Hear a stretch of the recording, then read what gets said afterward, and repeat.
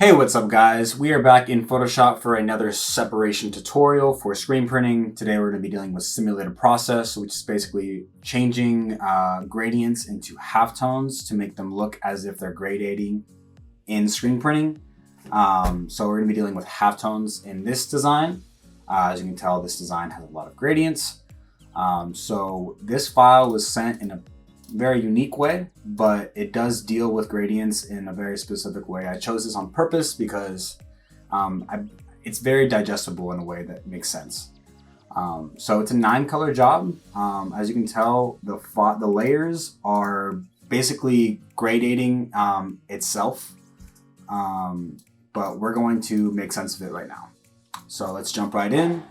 First things first, always when you're doing separations and screen printing is making the file accurate to the size that actually the client wants or what you want. So the way I go about it is I grab all the layers of the design and then I copy them so I don't mess with the original.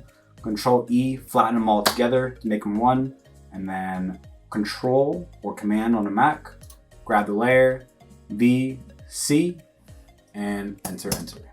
So now the design is basically, the entire edge of the design is on the artboard. So this file is super accurate to what the image size is going to be. Let's go into image size. Right now this file design is 13.127 inches wide. The client wanted it 8 inches wide. I recommend going with resample off so it stays true. If you turn resample off and you put it at 300, then Photoshop does its own calculations, its own math, and it basically fills in what it thinks that the file is. But if you use resample, change it to 8, it keeps it exactly true to what the design is. It just makes the pixels the exact same. So I would recommend going with resample off. But right now, yes, as you can tell, image size 8. So we are good to go with the separation. With this design, I thought about originally the order that it's going to go in. I want the yellow to be on top of everything. So because the gradation, you kind of want that yellow to like be on top of the red and green because you want those gradations to kind of show because it has this little like, you know, sunlight thing going on. So we'll go into it. I can delete this if I don't really want it. And then, so right here, as you can tell, the red is solid and the dark red has a, you know, transparency gradation. So when you go into channels, I'll do that again. So Control on the layer thumbnail, go into channels. This is add channel. I deselect, go into this, and then Control I.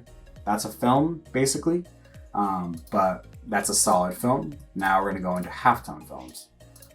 So deselect, Control I, and as you can tell, it goes from black to gray to white. It has a lot of different values, and that's where the halftones come from, the values.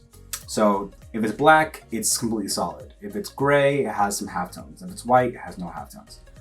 But we'll get into that soon. We're just gonna do everything right now. So I'm just gonna do red, dark red. This is green. And I'm gonna fast forward real quick just so I can do all these and then I'll get back to you.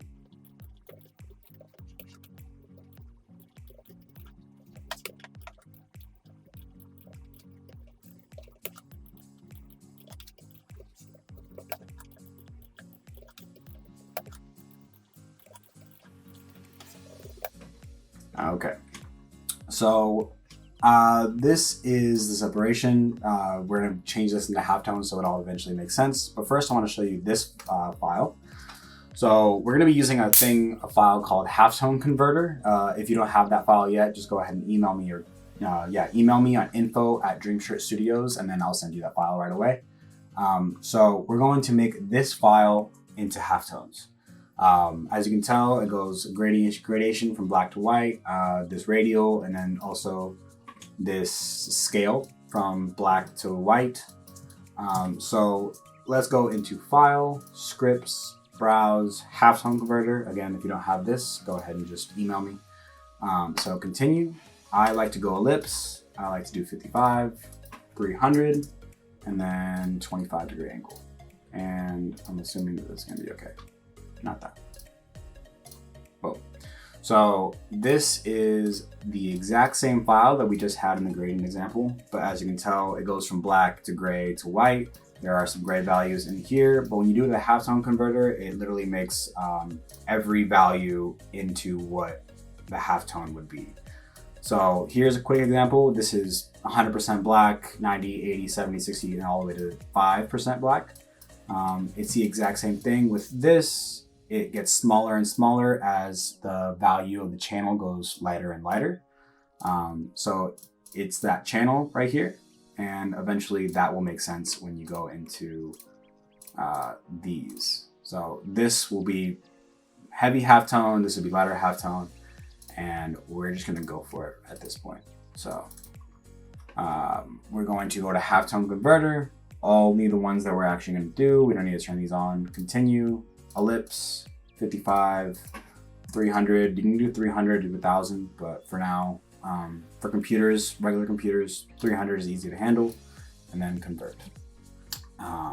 So it's gonna make a new tab, and every single, all these new tabs are gonna be from the halftone converter. It does get a little hectic, but we'll figure it out. I'm gonna grab the colors from this design directly, just so I have a good example. I'm gonna grab red, dark red, yellow, dark yellow, blue, dark blue, and then green and dark green.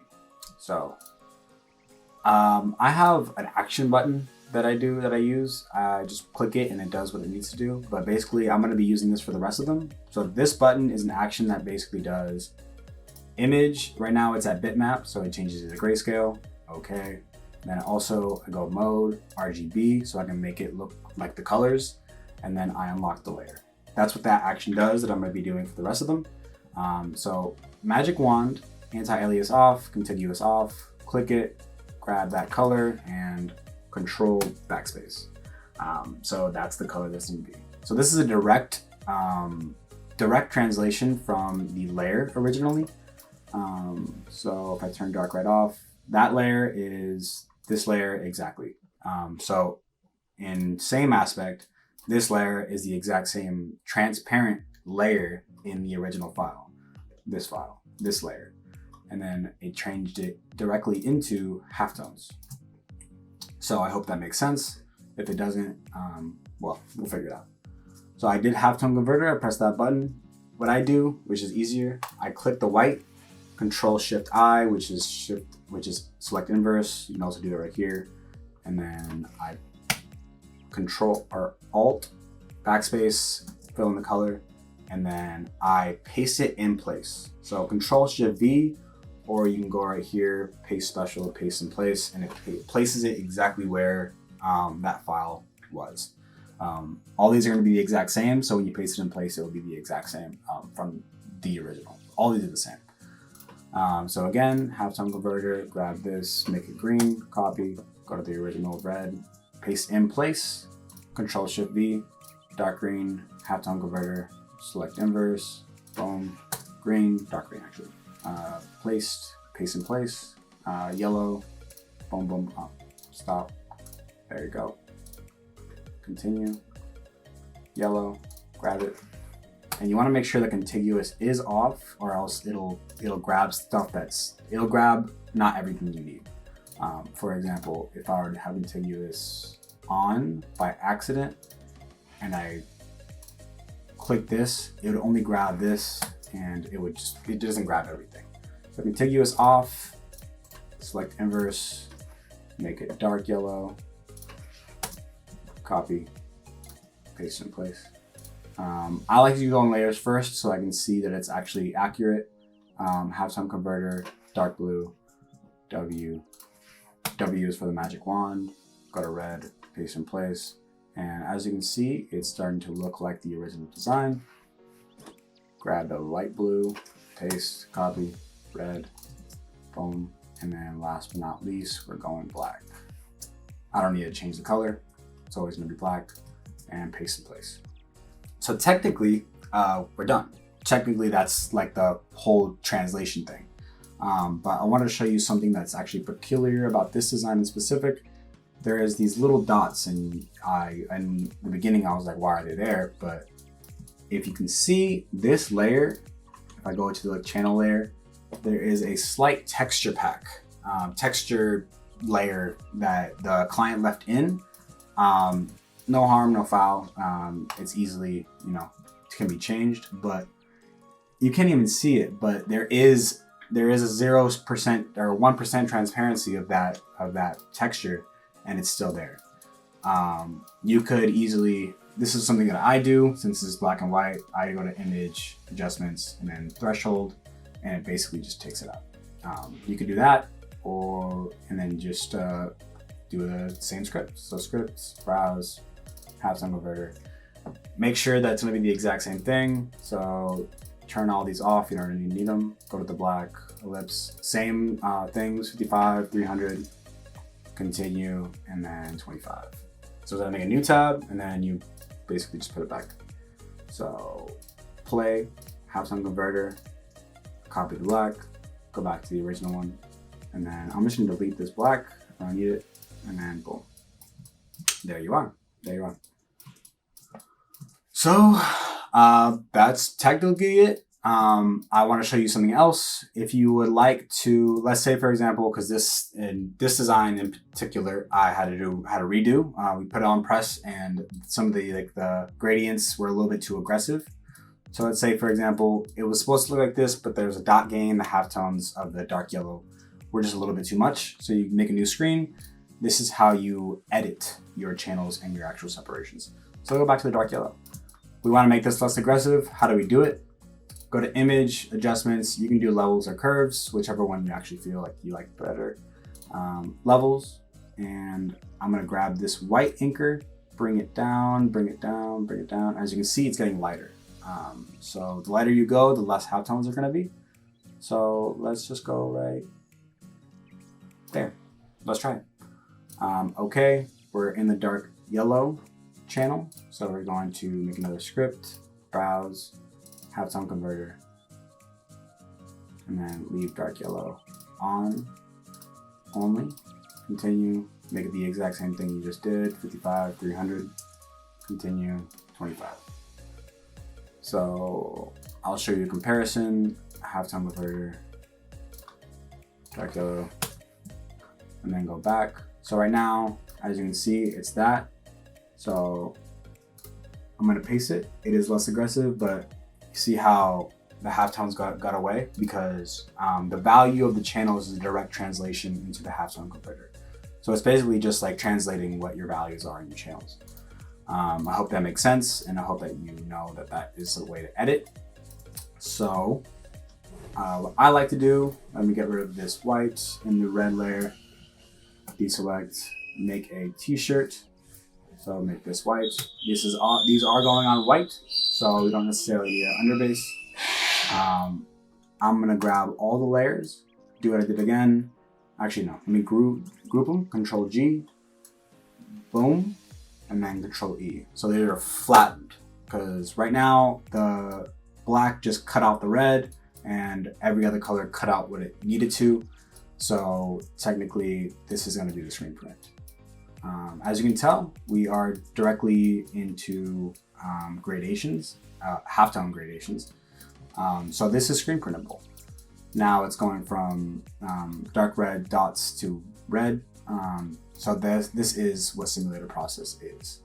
To make it films, I like to do 10 just and contiguous, just so it doesn't grab anything that doesn't need to grab. Grab the red, go to channels, and then now I'm gonna make the films. So this is the red film. We're gonna go red, and then we're gonna go green, channels, film. I'll fast forward this part as well, just so you don't need to be here the whole time.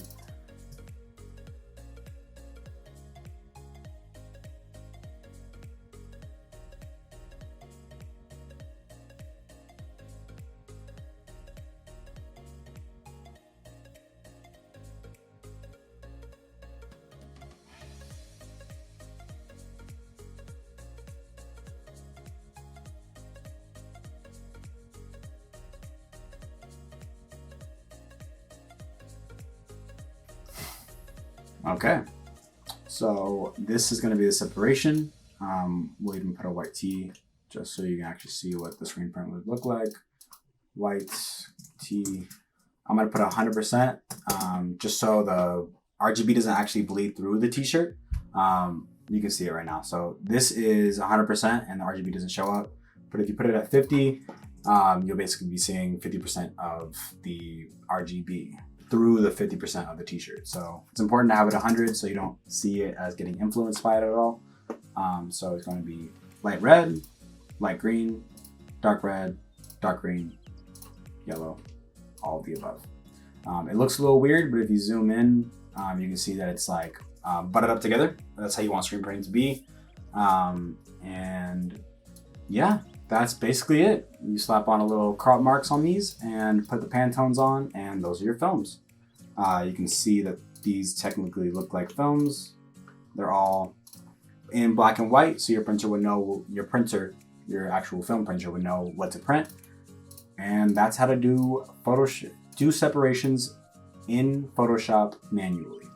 I got a lot of comments about people wanting simulated process, so I hope this was learning. I hope this was taught you what you needed to know, and if it didn't, please let me know what you would like to know, and I'll be happy to explain it or do another video. So thank you so much for watching, and I hope you have a great rest of your day.